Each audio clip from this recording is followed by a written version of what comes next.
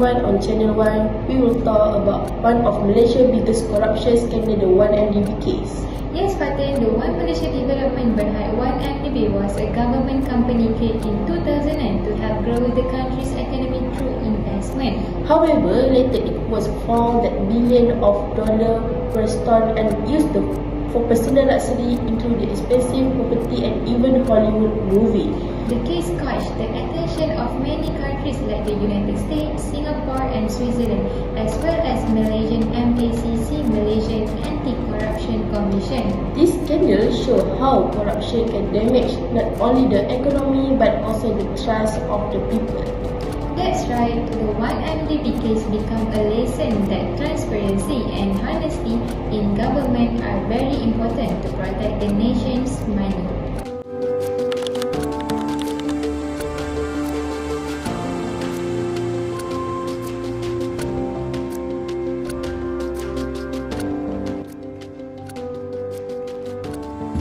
Welcome back to Channel 2. Today we will discuss Malaysia's first major punishment corruption involving former Prime Minister Najib Razak. Yes, Fazli. In July 2020, Najib was found guilty of 7 charges related to the SRC International case, a company linked to 1MDB. He was sentenced to 12 years in prison and had to pay a fine of 210 million.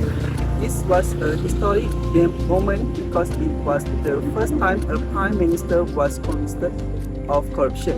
He was charged under Section 23 of the MACC Act 2009 for abuse of power and under the Penal Code for criminal breach of trust and money laundering. This case shows that no one is above the law, no matter how powerful they are. Yes, it also gave hope to the people that Malaysia's justice system can take action against corruption at the highest level.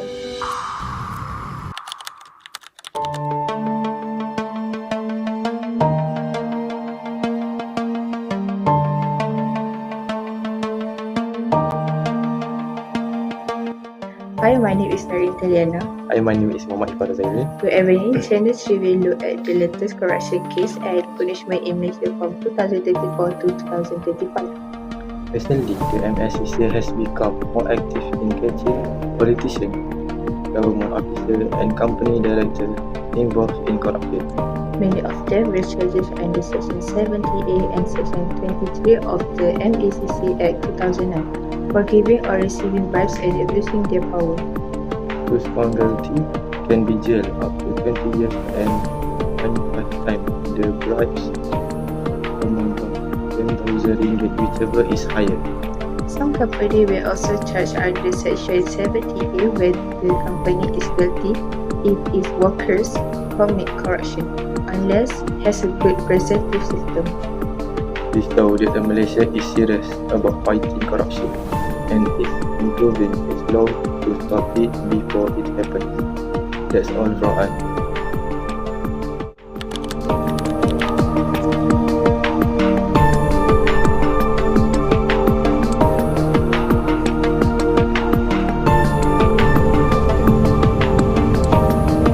Welcome back to Channel 4. Channel 4 will explain about the main law that controls corruption in Malaysia, the MACC Act 2009 and Act 694. Under Section 16 and 17, it is an offence to give or receive any gratification as a reward or endorsement for doing something corrupt. Punishment is very serious, up to 20 years in prison and a fine of at least 5 times the bribe value on 1,000 ringgits. Yeah, Hafiz. Also, have the Section 23 which state abuse of power by the public official who use their position for the personal gain. The MACC has strong powers to investigate this asset and bring offenders to court. Yeah, this law helps make sure Malaysia remains committed to honesty and transparency in all levels of government and the business. That's all from us. Thank you. Thank you.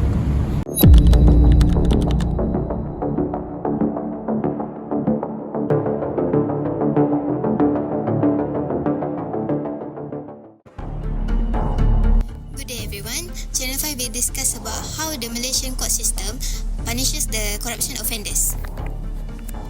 Corruption cases are usually handled by DPP, known as Deputy Public Prosecutor, and tried in Session Court or High Court. If someone is found guilty, they can face imprisonment up to 20 years, heavy fines, and also they may even lose their illegal asset. Even attempting to receive or give a bribe is a crime under a law. Both the giver and the receiver will known as equally guilty. The court now give heavier punishment to show that the corruption will not be tolerated. The main purpose of this punishment is to stop from doing the same thing and also to protect Malaysia's image as a fair and honest country. Thank you.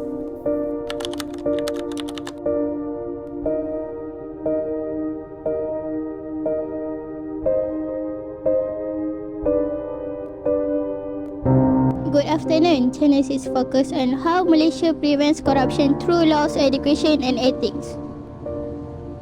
Under Section 7C of the MACC Act, the Commission can give advice to public agency on how to reduce corruption risks.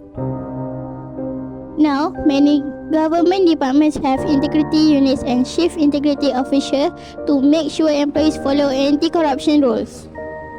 Also, Section 70A introduced corporate liability, meaning a company can be punished if its workers commit corruption unless it has strong preventive measures. That's why many organizations now train their staff on ethics, transparency and accountability. Together, prevention, education and enforcement help Malaysia move towards a cleaner and more trustworthy society.